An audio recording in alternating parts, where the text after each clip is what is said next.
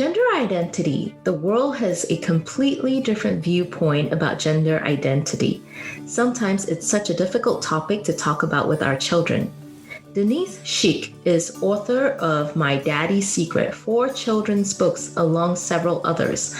She's a speaker on transgenderism and topics of faith and forgiveness. Denise is the founder and director of Help for Families. Denise's ministry compassionately reaches out to those affected by transgenderism and works diligently to help the church understand the emotional and spiritual confusion many families and struggles face.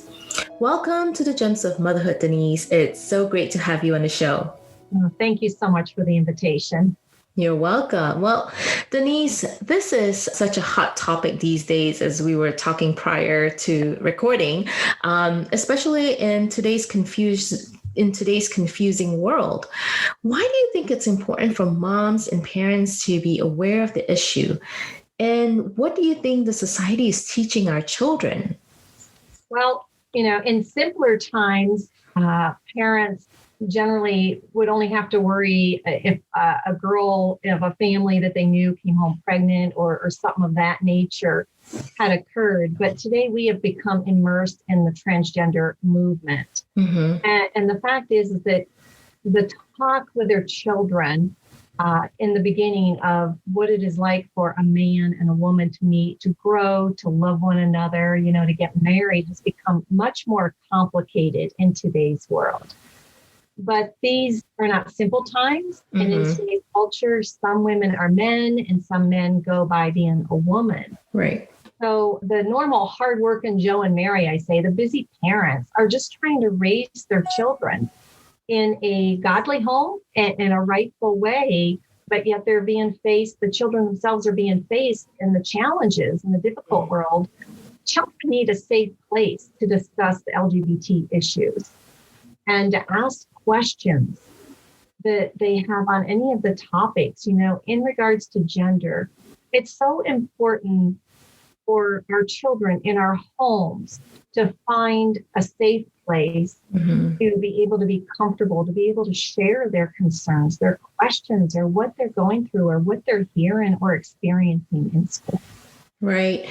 Now, you said 2 things that broke me. One, you said it was a movement, which is kind of really true because I never really thought about it as a movement. But movement is so much more different from people just being confused. It's just like, it's more so of people are doing it because it's cool, because it's a movement. I want to be part of this. And 2, you mentioned that parents are so busy just raising kids and that we need a safe place to talk to our kids about it. Now, being that you mentioned that transgenderism movement, and these days, kids are learning about transgenderism, homosexuality in kindergarten. How old? That's too young for a kid to even know about that. And that's just really ridiculous. Or even for kids to have story time with a transgender or have them talking about those issues. Now, as a parent, how would you suggest no time is the right time, really. And since they've already started infiltrating kids at the age of 5, how would you even suggest for parents to speak to their children about it? I think in the environment, of course, when possible, that there's mom and dad, whoever the parents are in the home, that they mm-hmm. would present one or both possible. And first to talk about the discussion of God creating man and woman in his plan for having the 2 genders, so that's more of a basic way to introduce. And as we're introducing God's plan, we also share with our children that we live in a fallen world, and in that comes confusion.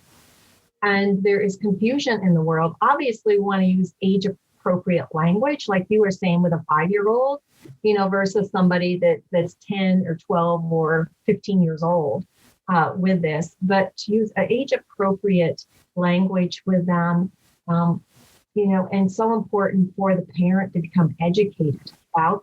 As we said, it's a movement. So, for the parent to understand 18 years ago, when I started this line of work, hardly anybody talked about this stuff. Right. And yet today we have the Drag Queen Library Hours. We have elementary, preschool books that are addressing and promoting this ideology. The TV shows. I don't have regular TV, but I hear about it from other people of what's on. So it's all around them. If the parent becomes educated and understands, and it comes from a biblical standpoint, it's simple or age appropriate, that they are able to explain this.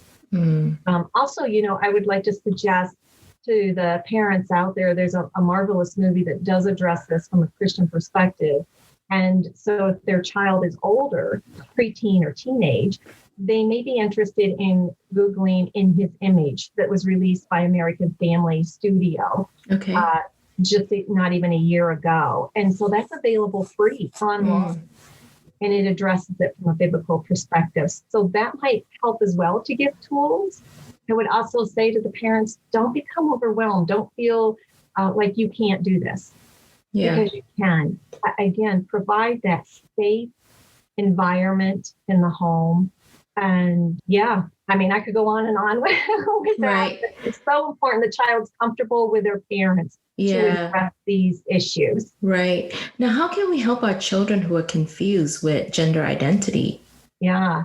So, whether that means whether it's your child or somebody from your church or somebody in your neighborhood that comes over to visit your child, to remember that when possible, and I say when possible because of the children outside of the home, but to help that child grow up confident in their gender. And we can do that by the remarks, by how we communicate with the child.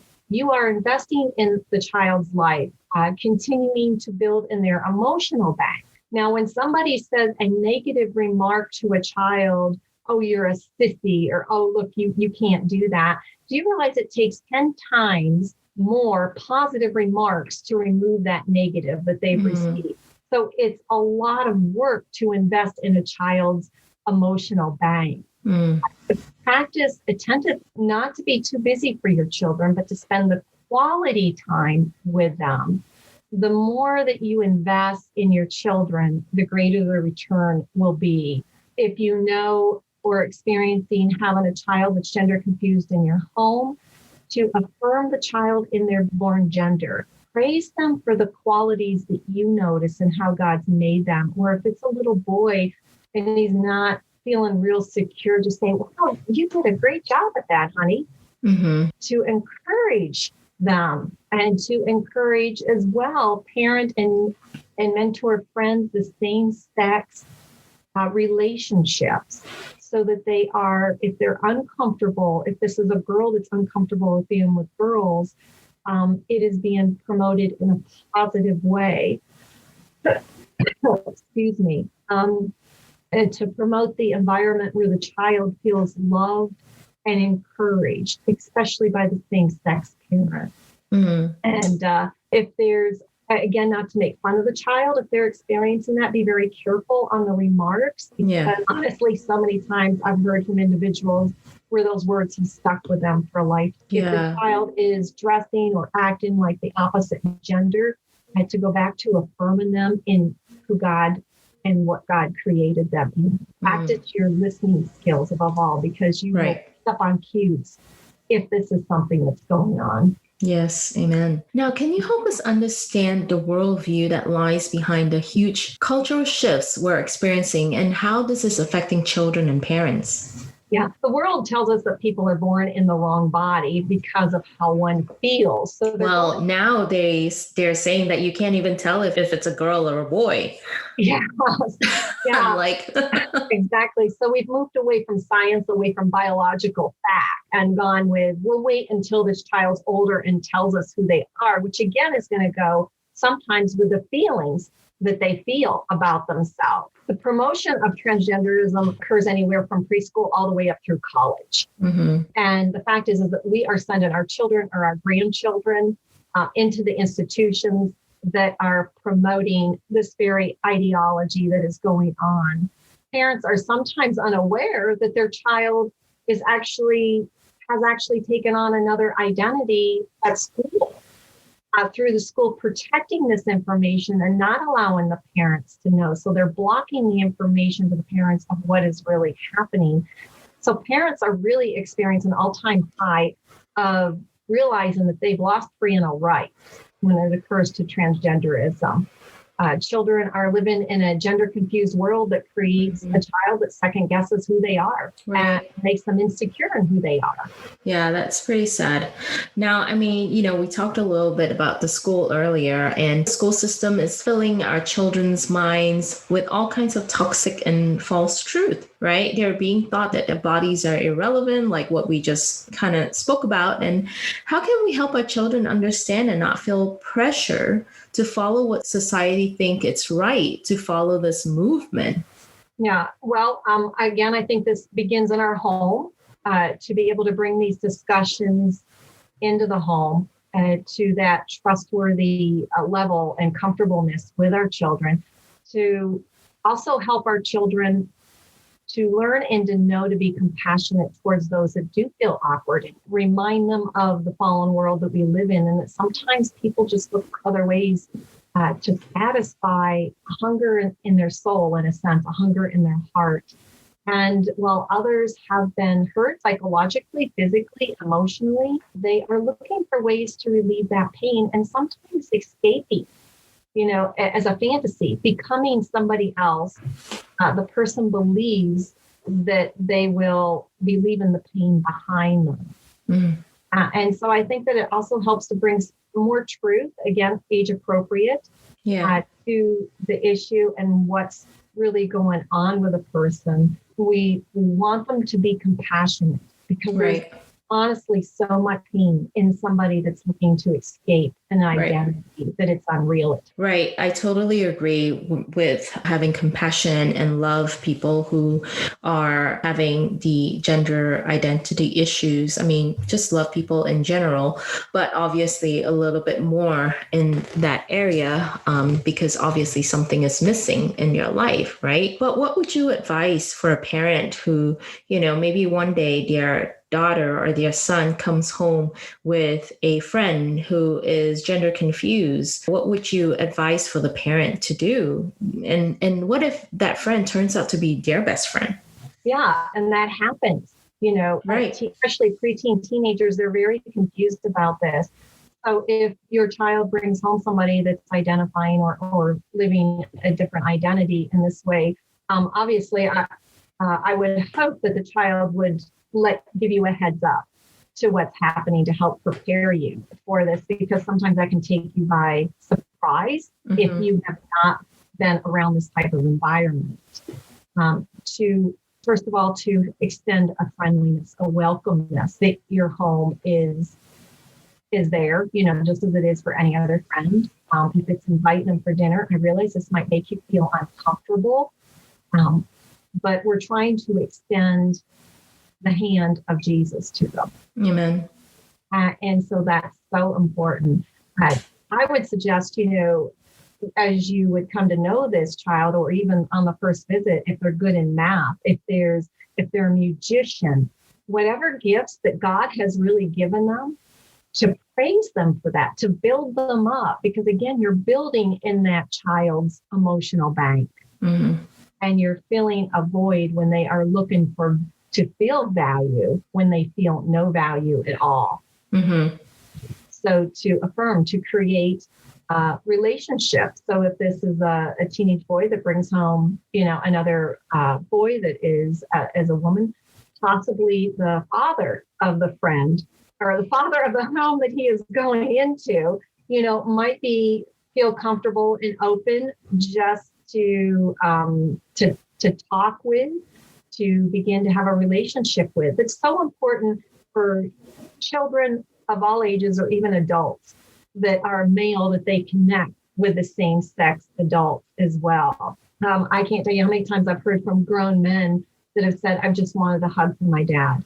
They wanted that relationship. And so that itself can help the void that the child may be experiencing. Right. Another thing just to know about is that Help for Families had started a children's series addressing these issues. And we are working on 2 more right now. We have 4 of them available. One is called I'm Glad God Made Me a Girl, which addresses a young girl that comes home and finds out that her friend has cut her hair and wants to be a boy. As well as the boy that like parties who like to dress up and his girlfriend's clothes, have on the jewelry and such. And so how do we approach these stories is in a godly way with godly tools, but showing characters and stories to help the children connect. Yeah, that's great. Now, you have a really interesting story. Some of our listeners may not necessarily know it. Could you share a little bit of your story? Sure. When I was 9 years old, my father had come outside to share with me this particular summer day. He just came in the kitchen, actually, and just said, Denise, can you come out? There's something I want to tell you. And so when I went outside and we sat down, it just seemed like seconds when he had shared with me and said, I want to become a woman. And so as a 9-year-old girl, and of course, back then, I didn't know anything about this. And I just thought, why is he telling me? Understanding that this is more of an adult issue. And I was not prepared. I thought, that's Dad's problem. This doesn't affect me. But sadly, I realized in the very near future of how much it would impact me. Immediately felt the loss of a dad, the loss of dreams, of my dad actually giving me away at my wedding. What would that? And then by 11, 12 years old, I started to second guess who I was. Because if God made a mistake, you see, we start to question and get confused in this, then how did I know I was really supposed to be a woman? Maybe you were supposed to be a man. And so for my dad's confusion, it kind of flowed right over into creating some further chaos that really led me to saving lunch money to purchase alcohol, just looking for ways to escape what I was going through. I was looking to escape as my dad was, only I chose other methods in the sense. And so it was a very difficult childhood. I didn't understand why my mom couldn't go to our priest. And as a young adult, I couldn't understand why we couldn't go to our pastor with this. Yeah. But most of us families really hide in shame and embarrassment. And we don't know who to trust. Right. Thank you for sharing your story. Now, I'm sure there are also other children out there who are affected by your dad who wants to be a woman. How would you recommend for moms or the single mother now to raise their child so that they don't live in the confused situation that a dad had caused? Yeah, so it's so important for moms to, again, here we go back to the environment in the home. Create a safe place for that child to talk about what they're feeling, what they're experiencing, what their questions are in regards to what dad's doing, the changes that are occurring, especially if the dad has visitation rights.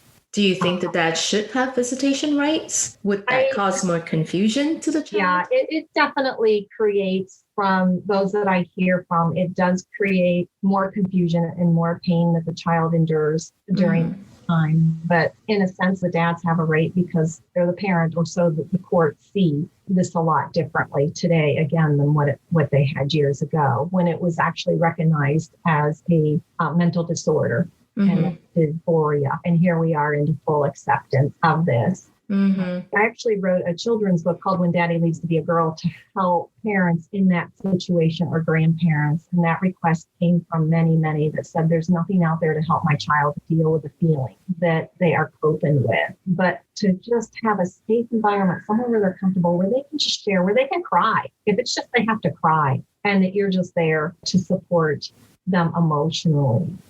That's really what they need.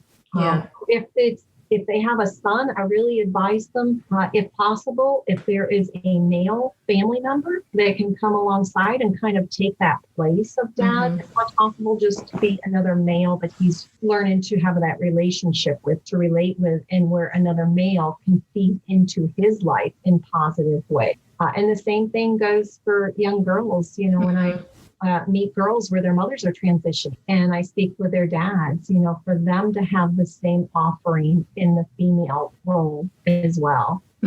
Yeah, thank you. Now, you mentioned also back in the day, it was hard because you couldn't share it with your pastor, and it's all because of shame and just being transparent now. Do you think that the church is doing its part now to help children and parents who may be going through a season of confusion?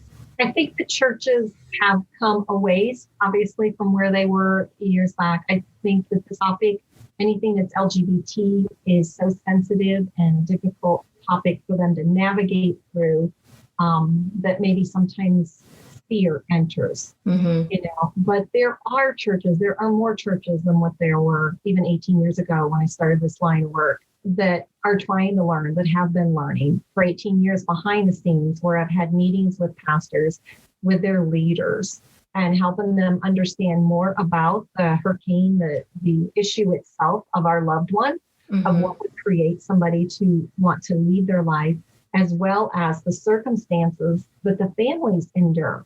And, the emotional pain, the emotional pain that family members go through is tremendous. We hear about suicidal rates of the individual that identifies as transgender, but nobody talks about the family members that attempt or consider suicide as a way out because of the distress, the level of emotional pain that they are in. So the pain is great, and it affects everybody differently.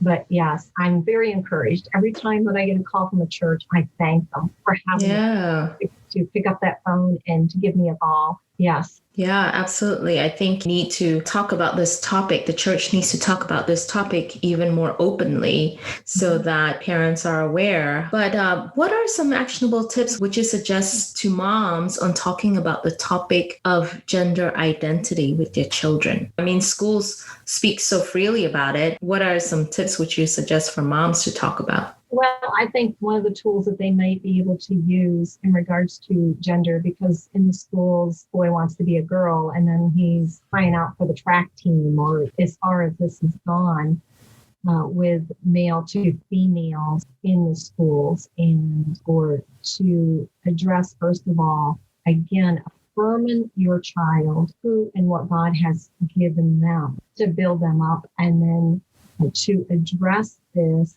as I keep saying, the age appropriateness of gender. But let's build up your child. So find the gifts, the talents that your child has, the interests. If they're interested in something that you're not, please get interested in that topic and what they want to do. I raised 4 children, and 2 of them were girls. My one daughter was very interested in dance all through kindergarten through high school graduation. She was in dance. Our youngest daughter attempted 3 months of dance, and she had said to me, "Mom, I am not a girly girl like my sister." So her interest was fixing cars, going out and practice shooting with dad. It was more of things that somebody would have said, "Oh, you must be a boy," because of the gap. But that, just because she was interested in that, did not make her a male. It just was where her giftedness was. So I learned to ask her questions of that and build her up in that.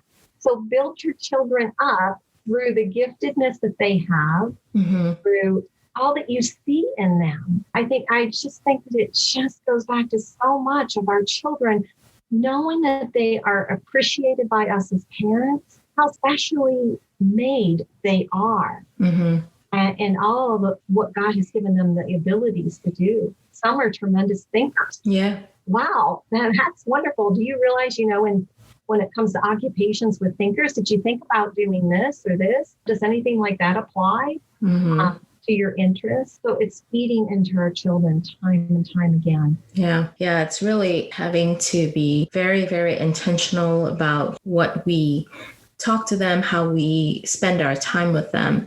Now we're pretty much almost at the end of the show. I can talk to you all day about this topic because you have so much gem nuggets to share with us. But is there anything else that you would like to share with other gems of mothers out there? Now, I just would like to share with you, don't be afraid, don't be fearful of this topic. Please talk with your children about it, because it is the safest place for them to hear the information and to know that God is always faithful. He will always be there to give you the right words as you address these type of topics. I encourage you to use a heart that represents God well, so that your child doesn't hear judgmental or harshness towards those that identify as LGBTQ, because sometimes that comes back to bite you. So please use the heart of God. As a mom and as a Christian, we can't go wrong when we represent God well. Yeah, that's so good. Thank you. Thank you, Denise. It was really awesome to have you on the show to talk about this topic. Just such a needed topic. Thank you. Thank you so much. Yes. God bless. God bless you. Now, I hope you enjoyed this episode of Gems of Motherhood podcast. If you're wanting to connect with more amazing Gems of Mothers and more resources, head over to gemsofmotherhood.com, where you can subscribe to the show.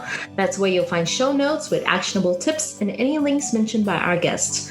Most importantly, I will hope you will find inspiration and learn to cultivate your own journey.